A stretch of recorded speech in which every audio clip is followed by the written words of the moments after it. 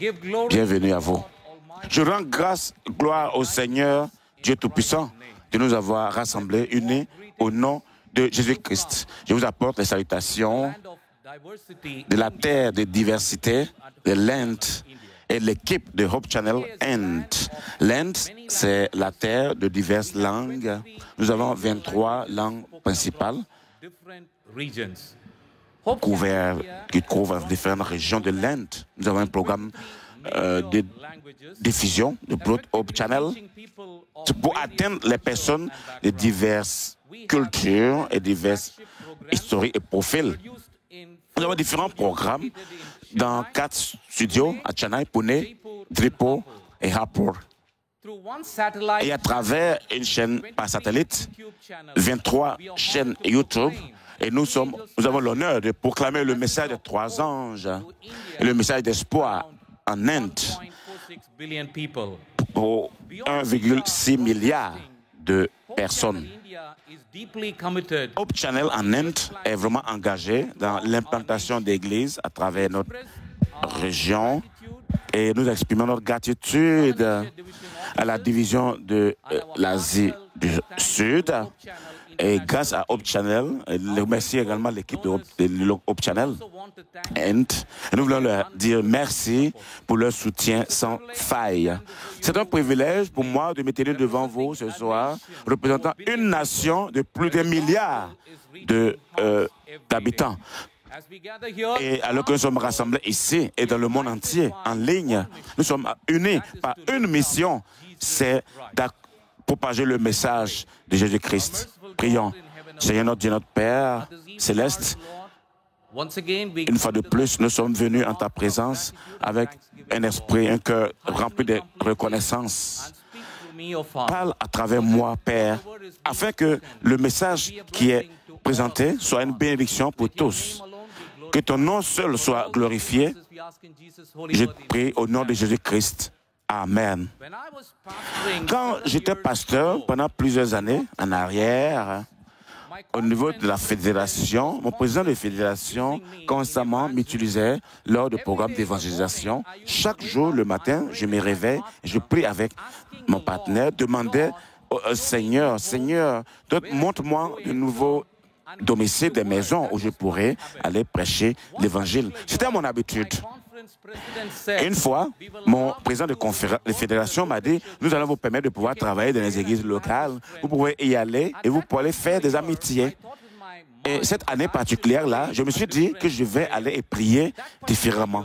Et cette année particulièrement, j'ai prié de façon différente, demandant au Seigneur, Seigneur, cette fois-ci, je voudrais que tu apportes des âmes qui ont faim et soif, qui veulent écouter, apprendre la parole de Dieu à travers moi. J'étais assis et cette année, cette semaine-là, où j'ai prié ici, j'ai prié. Cette semaine-là, j'ai prié sur Jacob et la promesse et la bénédiction que le Seigneur lui a accordée. Et j'ai fait sortir l'aspect où il est dit, je ne t'abandonnerai pas jusqu'à ce que je t'accorde ce que j'ai promis. Et j'ai aussi mis en lien cette parole avec la commission de l'Évangile qui dit que si nous sommes impliqués dans le travail de l'Évangile, dans l'œuvre du Seigneur, le Seigneur Dieu Tout-Puissant va aussi accomplir la même promesse pour nous. Donc, il nous est demandé, chacun d'entre nous, d'aller dans toute la nation, prêcher ce message, prêcher sur ce caractère, prêcher sur cet amour de Dieu. La jeunesse a été motivée cette année-là. Ce qui s'est passé, la semaine qui a suivi, nous avons eu beaucoup dans notre église, un jeune qui s'appelle Venok. Il a apporté une nouvelle âme. Et lorsque je prêchais, ce jeune écoutait. Quand j'ai commencé à prêcher, il était un peu dubitatif, mais il a commencé à écouter le message. Et il était vraiment intéressé, inspiré. Et j'ai pu voir que le Seigneur travaillait dans son esprit, dans son cœur. Et après que le service est terminé, ce jeune homme, appelé Moren House, il a dit qu'il voulait me parler. Et il s'est présenté à moi. À côté était l'autre jeune, le frère d'église. Il m'a pris de côté et il m'a dit, je fuis, j'ai pris de l'argent de beaucoup de paysans et je n'arrive pas à réussir dans le travail que je fais. Je voudrais que, pasteur, tu pries pour moi parce que constamment, je suis tourmenté par des esprits, des pensées suicidaires. Et je sens que je voudrais même mettre fin à ma vie. Je lui ai dit, mon frère, ne te soucie pas, crois au Seigneur Jésus-Christ. Je crois en son nom. Le Seigneur va te bénir et il va te délivrer. Et Morin, il m'écoutait, il me suivait attentivement, parce qu'à chaque fois, après le service divin, nous prions. Nous avons l'habitude de prier individuellement pour les âmes brisées. Cela a attiré Morgan tellement, il a dit, pasteur, je suis heureux de voir que vous vous intéressez à nous, vous priez pour chaque âme. Il a dit, prie pour moi, pour que le Seigneur me délivre. Et j'ai prié aussi pour lui, et il était très heureux.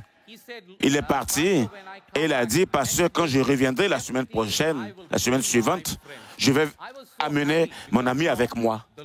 J'étais très heureux parce que le Seigneur a répondu à ma prière. Le sabbat qui a suivi, il est venu avec une autre personne qui s'appelle Prabhu, qui était d'une famille qui pratiquait la religion hindoue, l'hindouisme.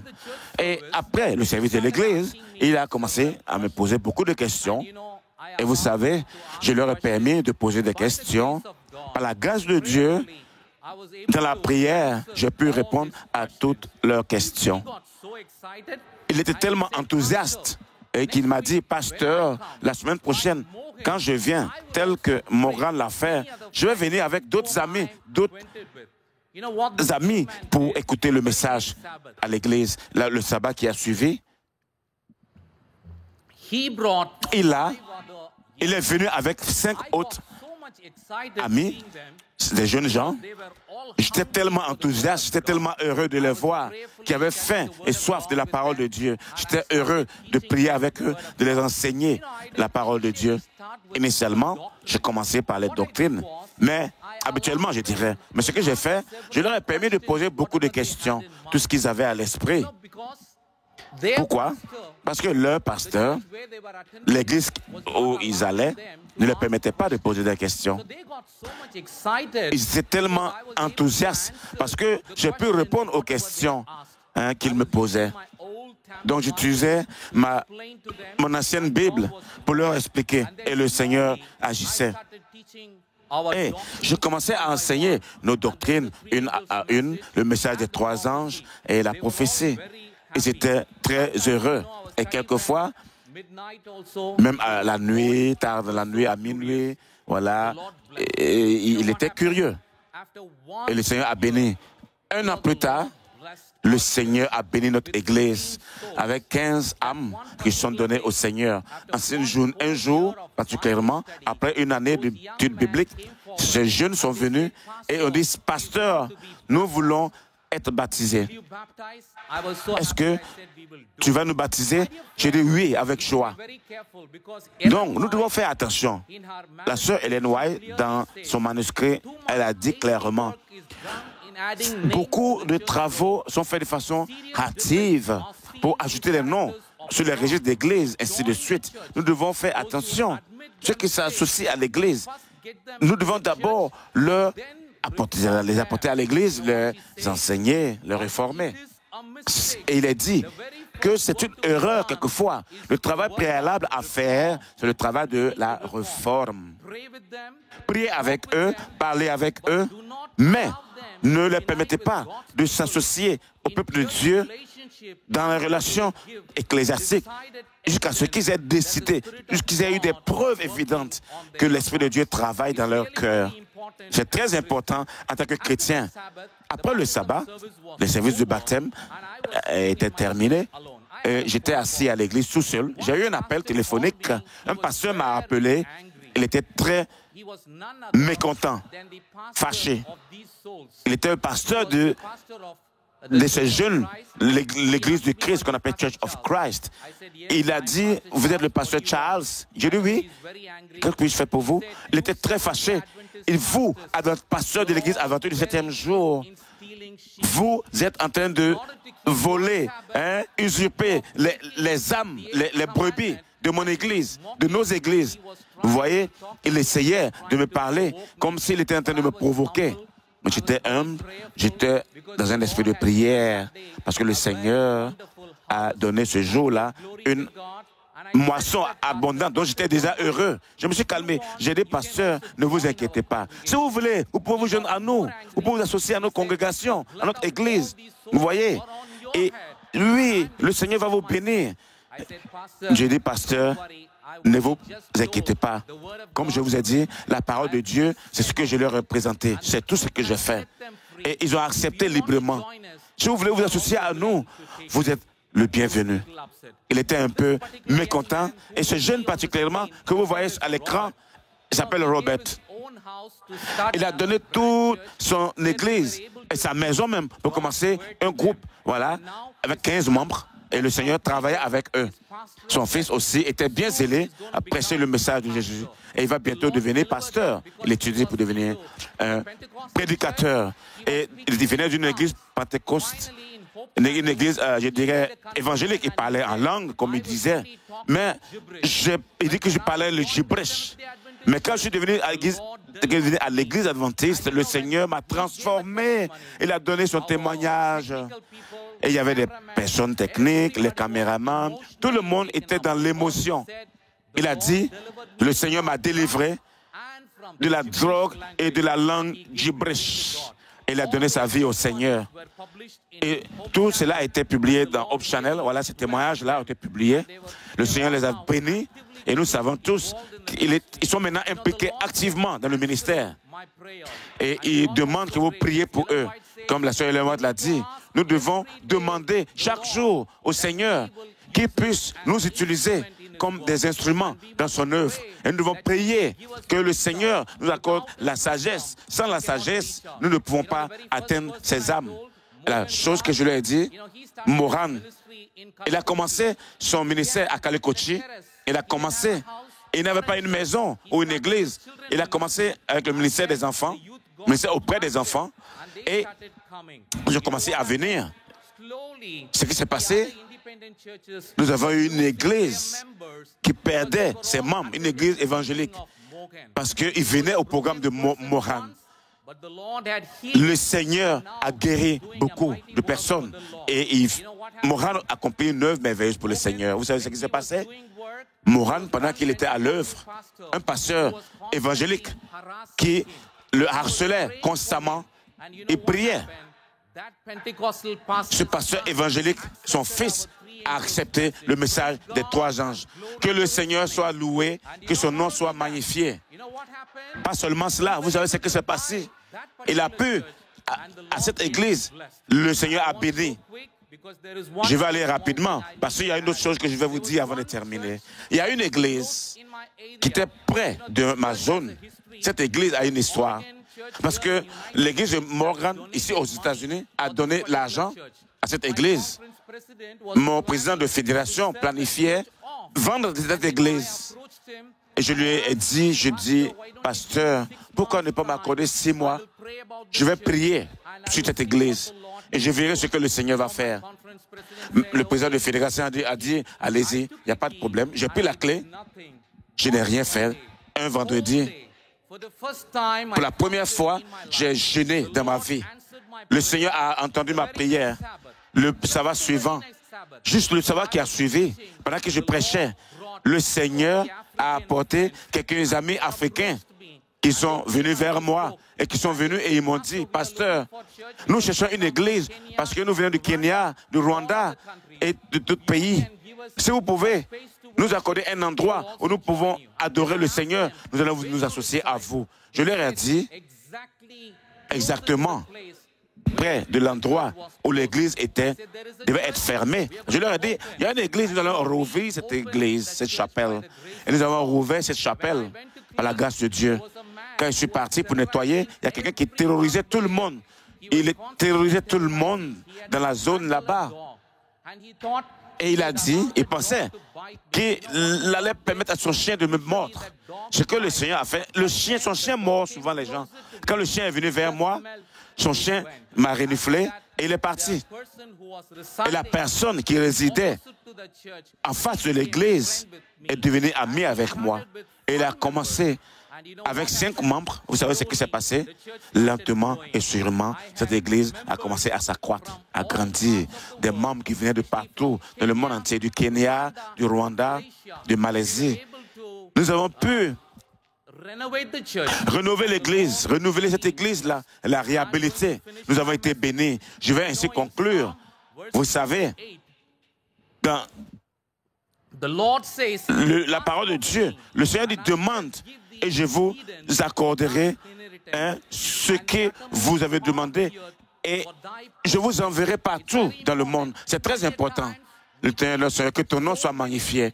Les âmes de mer, quelquefois on parle de budget énorme et tout cela. Non, nous allons commencer par la prière fervente.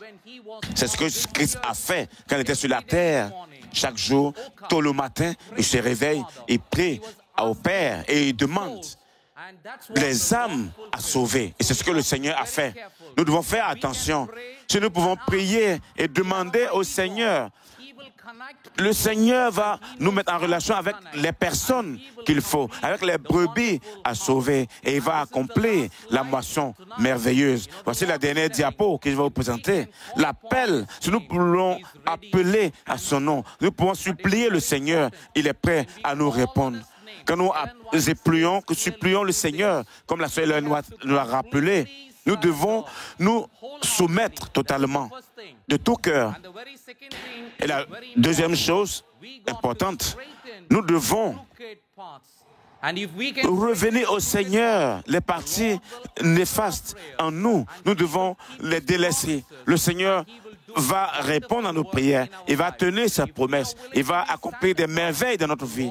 Si nous sommes prêts à nous sacrifier, le Seigneur va nous utiliser. Chers amis, chers frères, le Seigneur va continuer à nous utiliser, à nous orienter. Je vous prie, je vous demande de prier, de continuer à prier pour l'Inde, que le Seigneur vous bénisse alors que vous participez à cette session de la conférence générale. Que le nom du Seigneur soit glorifié et les âmes sauvées dans cette œuvre merveilleuse qu'il nous a confiée.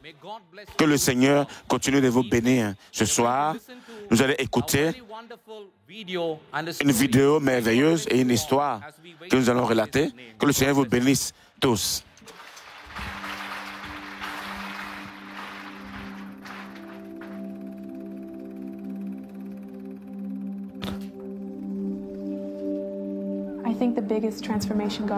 Je pense que la plus grande transformation que Dieu a opérée dans ma vie, c'est de m'avoir donné l'opportunité d'utiliser par lui.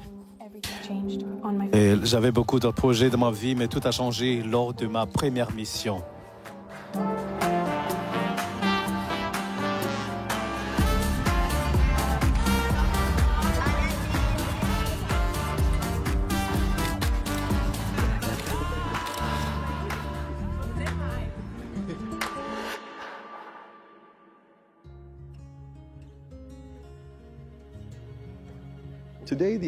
Aujourd'hui, l'Église adventiste dans la région nord-est du Brésil est un mouvement vivant et plein d'explosion. Nous comptons plus de 12 000 églises et presque 200 000 membres. Ça fait partie d'un héritage qui a commencé il y a des décennies, porté par la foi de nos membres, d'exemples inspirants, des missionnaires bénévoles.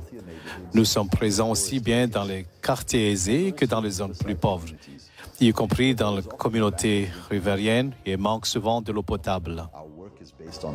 Notre œuvre repose sur 3 axes principaux: évangéliser, prendre soin et enseigner.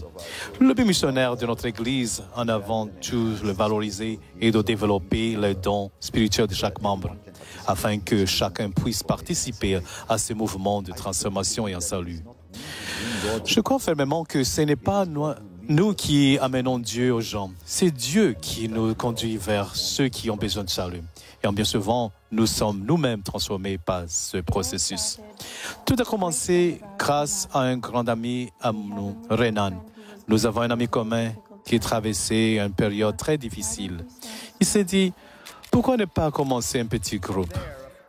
C'est de là que naît une amitié. Nous avons pris du temps pour étudier la Bible, pour former un petit groupe, pour partager nos moments. Et cela s'est transformé en magnifique parcours de discipulat. Jusqu'au jour allant, le père d'Alice a l'hospitalisé. On ne sait plus si on va sortir vivre là ou pas. J'ai attrapé cette souche qui venait de Manuel. Je me souviens que j'ai appelé Blanche et elle était en pleurs, là, à l'hôpital adventiste, souffrante et en train de pleurer. Et je dis, nous faisons une chaîne de prière. C'est cela qui m'a le plus marqué. Les gens qui prient pour nous, pour notre famille, pour sa guérison, des personnes que nous ne connaissons même pas. Et puis, quand allant sortir de l'hôpital, nous avons absolument tenu à venir à l'église pour le remercier.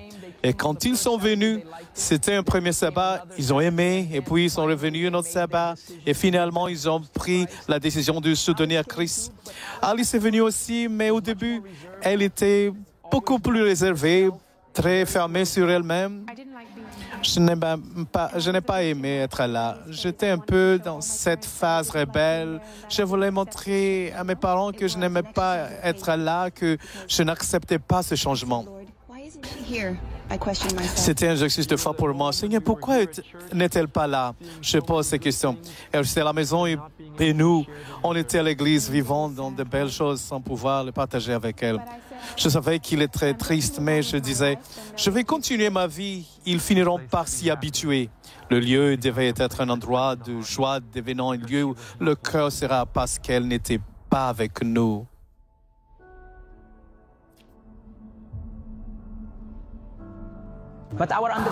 Mais notre compréhension de la mission, ce n'est pas seulement avec ceux qui sont prêts à recevoir, c'est aussi avec ceux qui parlent d'accomplir la mission. On constate souvent que grâce à un projet missionnaire, des personnes encore au tout début de la foi, voient qu'ils n'ont même pas encore commencé leur chemin avec Christ, partent en mission et quelques jours, elles sont complètement renouvelées, restaurées, transformées. Alors on a vu là une opportunité pour qu'elles partent et vivent cette expérience. Mais elle a dit non. Alors, on a pensé, demandons à d'autres personnes de l'inviter. Et je l'ai invité, Alice. Viens avec nous en mission. Elle a dit, oh, je vais réfléchir. J'ai été invité par tante Flavia et oncle Renato. J'ai beaucoup refusé l'invitation. Je disais, non, je ne peux pas. Puis un jour, un autre ami nous l'a rencontré dans un restaurant. Il lui a dit, s'il te plaît, aide-nous. Aide-nous. Alors, il y est allé avec Alice et il a insisté. Ils avaient besoin de quelqu'un pour aider à traduire l'évangélisation, les consultations. Et je me suis dit, bon, d'accord, j'y vais. S'ils insistent autant, j'y vais. Et j'étais contrarié. Je suis allé contre cœur, tu vois. Et quand je suis arrivé là, j'ai vu la situation, traverser une difficulté. Ma perception de la mission, ma perception de personne, ma perception de tout. Je crois que quand on est en mission, tout change. Il y a une phrase qui dit « Les gens sont déjà tellement remplis d'eux-mêmes. Moi, je veux être un peu rempli de Dieu. » Si je devrais finir l'avant et après, c'est quand je serai centré sur moi. Aujourd'hui, je pense que je suis rempli de Dieu, plein de Dieu.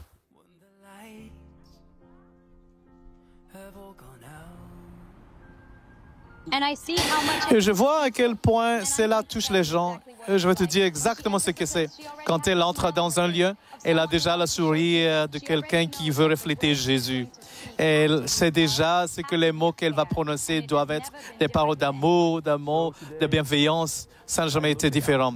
Aujourd'hui, je regarde le parcours d'Alice. C'est celui d'une personne qui a hâte de partir en mission, qui veut être présenté à l'Église et qui place la chose la plus importante au centre de l'amour, Dieu et pour ces autres.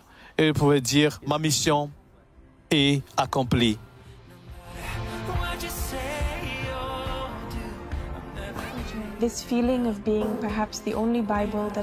Cette sensation que peuvent avoir, c'est, j'ai senti que je peux recevoir des sentiments, tout recevoir, pour appartenance et l'amour en Jésus. Et j'ai cette phase à moi.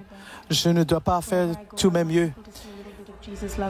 Là où je viens, là où je vais, les personnes voient un peu de Jésus, une partie de Jésus en moi.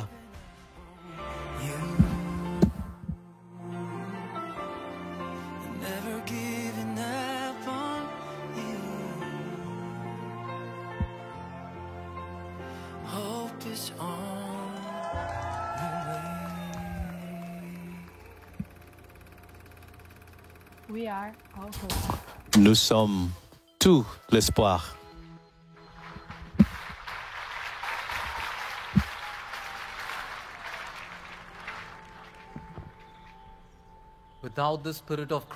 Sans l'esprit de Christ, on ne peut rien faire. Allons prier que le Seigneur continue de nous remplir de son esprit. Ce soir, je vais prier avec ma langue maternelle. Allons tous chercher le cœur en prière. இந்த மாலை வேளையிலே நம்முடைய சமூகத்திலே எங்களை முற்றிலுமாக தாழ்த்தி நாங்கள் ஒப்புக் கொடுக்கிறோம் ராஜா. நீர் எங்களோடு கூட இடைப்பட்டு வருகிறதற்காக உம்மை ஸ்தோத்திரிக்கிறோம்.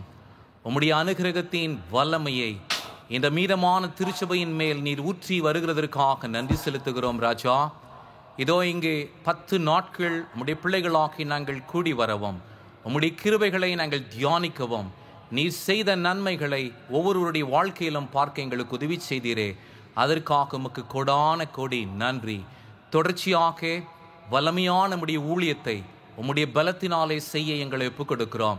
இங்கே இருக்கோம் ஆண்டவரே, வெவ்வேறு பாஷைகளை பேசும் தேவனுடைய பிள்ளைகளை நீங்கள் ஆசீர்வதிங்க. உம்முடைய ராஜ்யத்தின் ஊழியத்தை நாங்கள் முடித்து ஒரு குடும்பமாக உம்முடைய பரலோக ராஜ்யத்திலே சேர எங்களுக்கு உதவி செய்யுங்கப்பா. எங்களை பரிசுத்தமாக்குங்க. உம்முடைய நாமத்தின் மகிமைக்காக எங்களை எடுத்து பயன்படுத்துங்க. நன்மைகளை கிறிஸ்து இயேசுவின் மூலமாய் கேட்கிறோம் எங்கள் பரலோகத்தின் நல்ல பிதாவே. ஆமென். ஆமென். Thank you so much. Amen. Merci beaucoup. Que Dieu nous bénisse tous.